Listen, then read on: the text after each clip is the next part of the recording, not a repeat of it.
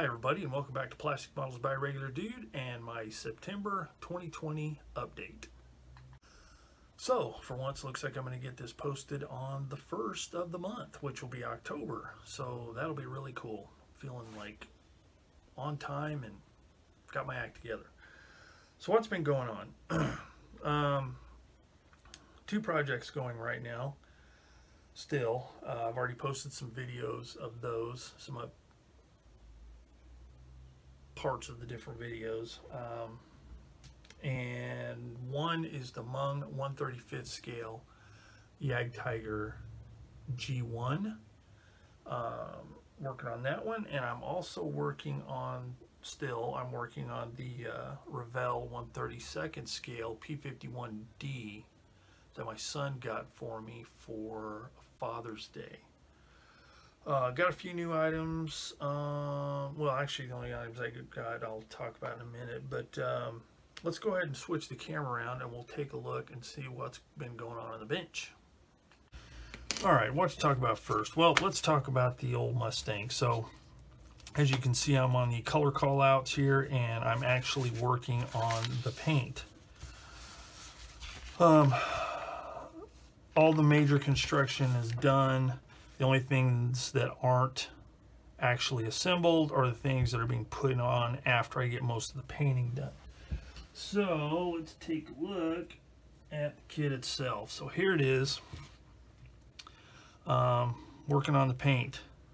I've sprayed the, let's see, I've used the silver and aluminum, and I believe I used dull aluminum as well for some of the parts, but I've used these so far for the aluminum finish. I used the Vallejo Gloss Black primer that as soon as I was done, it went in the trash. I'm going to do something totally different in the future. I think probably what I'm going to do whenever I do metal finish is I'm going to just use gloss black Tamiya paint or something. The Vallejo stuff, it's okay. It's so inconsistent, and if you let it sit for any time at all, it seems to thicken up regardless of how tightly you keep the lid on, and it just doesn't come out the way I want. And I know a lot of people can sand it, but most times that I've ever tried sanding it, and I know others have had the same problem, it kind of peels off because it's almost like a rubbery latex coating or something instead of actually being, you know, a paint that really digs in. But whatever, that's what I'm gonna do for the future. This one's okay, I'm fine with it, but I've got my invasion stripes done, and after that I can move on to taping off. I haven't done the tail sections yet, and I have to do the nose, so I'm probably going to do the nose and the tail next. Then I'll flip it over and I'll work on the I'll flip it over and work on the upper surfaces. And if you've been following this, you know that I am going to be painting this in the blue scheme on the upper surfaces. That it's been kind of a source of contention, and I talk about it in the actual build videos on this kit, but you know, I lean more toward that these upper surfaces are blue. If you want to look it up, there's some good articles about it. Just look up, you know, Lufor Ethylene, Colonel T.J.J. Christian, and you know, the color controversy. But that's what I'm going to be doing there. So that's what's going on with the P51. As for the Jagdpanther, construction is complete on it. Everything's on sticks and ready for paint. Now, one thing I have done differently on this kit, I've never done it before, is I used for the photo etch, I used Mr. Metal Primer R, and I'm going to see if that's going to help everything stick to the photo etch a little bit better. from the things I've heard, it does work pretty good. It kind of etches the metal and doesn't chip as easily, but we shall see. As far as the kit goes, it's gone together really well. The only problem I had was getting this section together over here. I really had to do a lot of clamping and stuff, and I think that is primarily due to some mistakes I made early on with this kind of the substructure underneath these plates. But in the end, it worked out great. It just took a little bit of work, a little bit of clamping and squishing it together, but it turned out just fine. And I talk about some more of the specifics of the things I like these little hoops here. Love them. I explain about why in one of the update videos, and those will be coming up. So you're getting a sneak peek of step 8 or something weird like that, because I've got a bunch of videos stacked up. Now, as far as the tracks go, these are the tracks right here, and they're pretty good. Not much to complain about. I have noticed that there is some flash on some of them, but as far as the quality of the molding and everything, it's pretty good. Now, my original intention was to not use these at all, just because of the enormous amount of cleanup. But I'm starting to rethink that, and I may use these. What I was going to use was these Kaizen Panther tracks, which are very, very nice. I like them. I've used Kaizen tracks on quite a few kits, and but I'm thinking that I might, you know, they go together great, they give good sag, you know, it's just like using metal tracks, just not with the weightiness or the expense. These are quite a bit cheaper, but they work really well. But I'm thinking I really hate to just, you know, I'd actually gotten these for a different kit that, you know, these were later style, these are late style tracks, and I needed early style tracks, so these were left over. But I hate to just not use these and just let them sit. So I'm thinking I may use them. It's going to take some cleanup though, because I don't know if you can see, but there's some flash on the edges of some of these tracks, but that's all part of it. I'll determine that later. I'll start putting some of those together and see what I think, and then you know, if I think I want to continue on, I will. Otherwise, I'll use the Kaizen tracks. Now, kind of jumping back to the P51, on this kit, I generally use this for panel lines. This is really good, excellent tool. My friend HG Barnes sent this to me, and I've used it a lot. It's good for a lot of things, not just panel lines, but it's really good for scraping, everything else. Great tool. But I also have this one, and it's pretty good for making finer lines. And I can't remember the I think the brand is Scribe/R, RB Productions, and you have to kind of assemble them, but it's got a really fine tip on it, and it's good for making certain types of lines on aircraft or whatever. They're a little bit finer than this. This is good for like access hatches and stuff like that, where you, or a bigger scale model where you need a more pronounced line, whereas this one is really good for fine work. Now, the nice thing that I've discovered about that, and it's a shame that X-Acto knives aren't made like this anymore. The old X-Acto knives I had when I was a kid had a cross cut, so it looked more like this. And I don't know if there was any benefit to them, but you know, they've since gone to this type where it's just a single slot. But in using these, and these are made to fit in an X-Acto knife, but the nice thing is if you have one of the old school ones, or if you have something like this was in a set of scribing cutting tools my dad gave to me a long time ago. the way this thing is designed, it fits really well like that. And it is super solid. Now this tool is really kind of cool because not only does it have the little scriber, but this back edge right here is like a saw blade. So you can scribe it. You can also, this is really good for getting like on the front edge of a wing.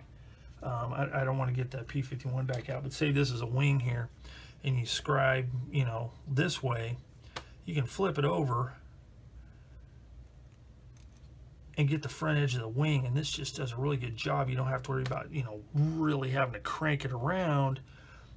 This can continue on and around the wing, and I'll do a demonstration one of these days on it, but it's a really good little tool, and it comes with a couple of them, and it comes with these like little fine saws as well.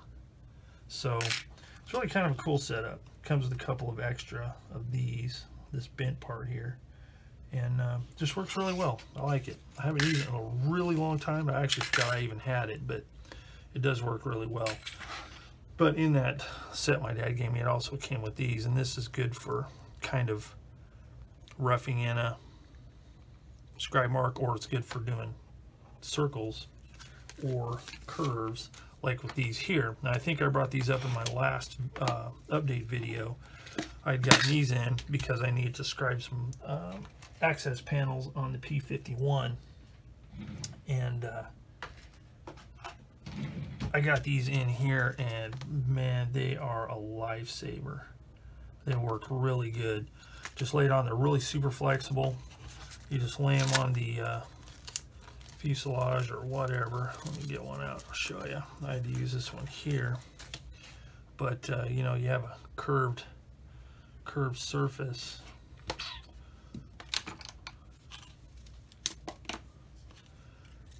Whoops. You just bend it around. You can hold it tight, and then just using a sharp point, just start scribing around and just take your time, and it does a really good job. And it's so narrow and thin, it's easy to get into kind of tight spots. So this is a big recommendation right here. Holler Model Accessories. I don't even remember where I got them from. I think I mentioned it in the last video. So check that out if you really want to find out. But really good tool. Like it. Works really well. Speaking of sanding sticks, I also got in some of these softback sanding sponge sticks. I have some that I got from Ultimate Model Products. Really good. But I was ordering from someplace that had these, and I like their rigid sanding sticks, the Infinity model, rigid ones. So I thought, you know what, I'll order me some soft ones because I wanted more grits, because I basically only have 2 grits with these. One side is kind of super fine, one side's fine. Whereas this one, these are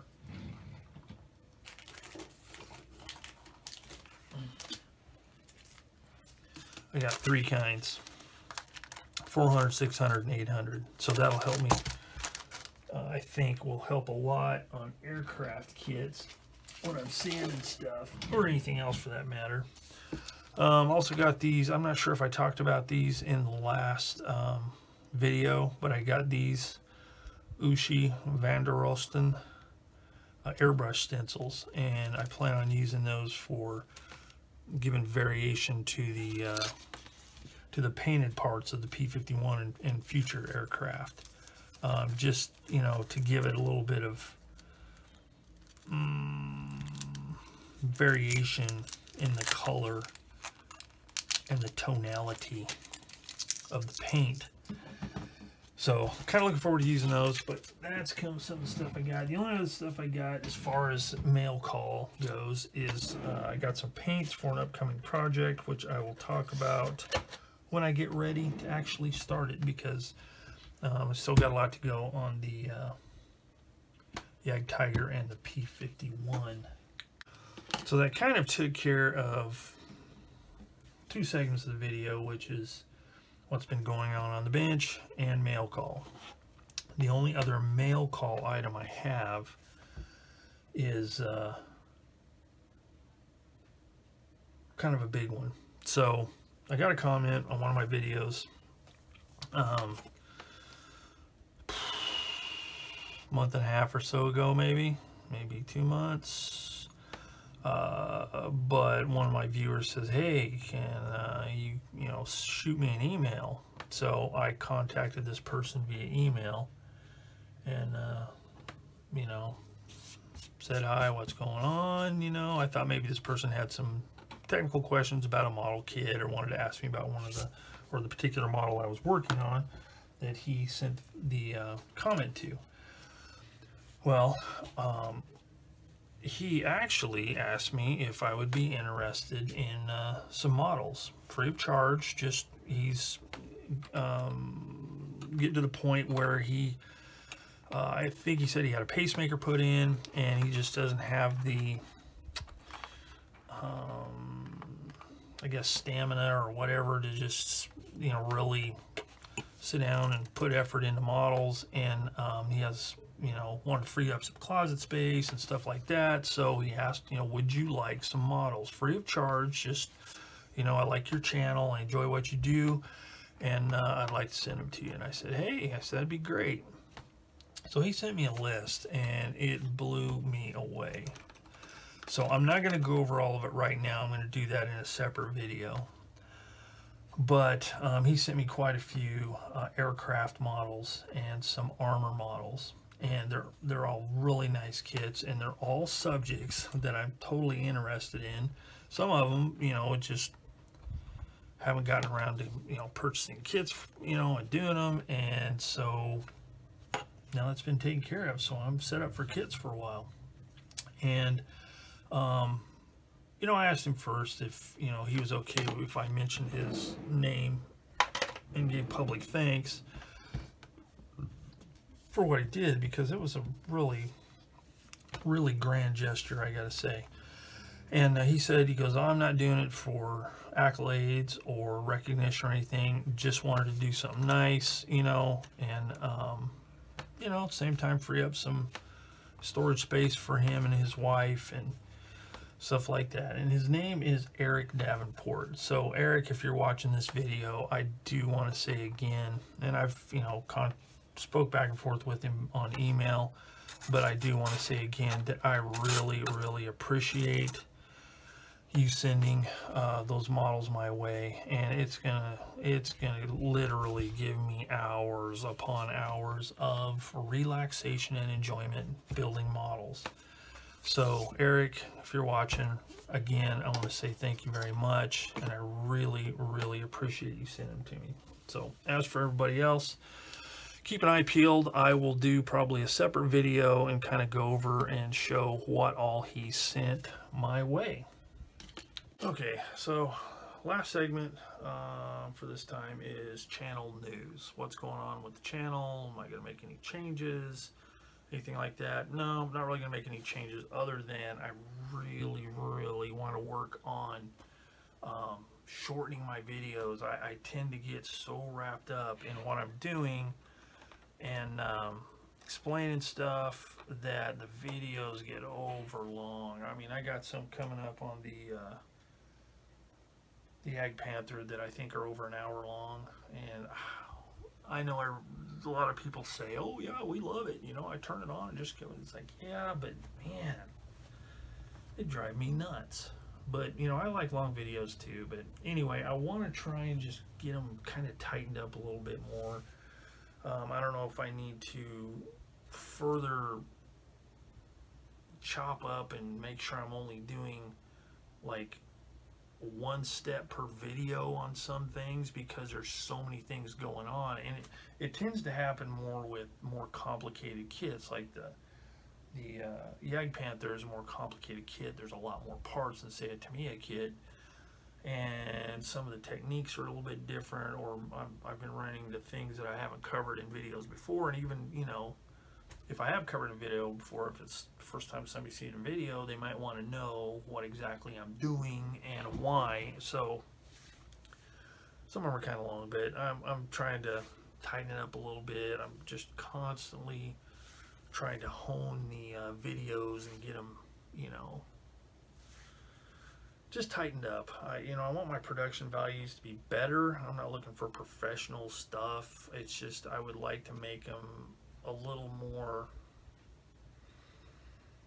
coherent and cohesive, and just a little tighter, just, you know, to where they're a little easier to watch. So that's kind of what I'm going to be doing. I've still got a bunch of videos left on that Jagdpanther, so prepare yourselves. If you're watching that series, there's going to be some long ones coming up, and it may take me a month to get them all posted, and that's doing them once or twice a week. So that's that. Other than that, you know, I'm kind of pleased with how things are going on the channel. I'm, you know, constantly getting new subscribers, and I love the interaction and people asking questions, and you know, asking for advice on how I would do something, so, you know, maybe they can, you know, incorporate that into the way they do things, because, you know, that's mostly what this channel's about, is offering advice and being helpful for beginners, and you know, maybe giving other people some tips that they may not have thought of or whatever.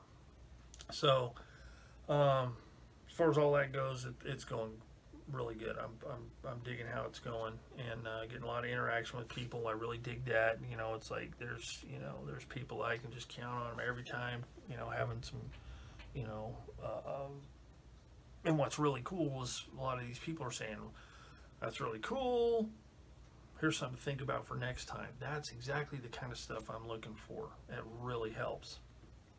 And if somebody gives me some wacky tip that is just awesome, and I would have never thought of it, I've never heard of it before, I always try to give credit where credit's due. So don't think you're going to give me advice and I'm going to take the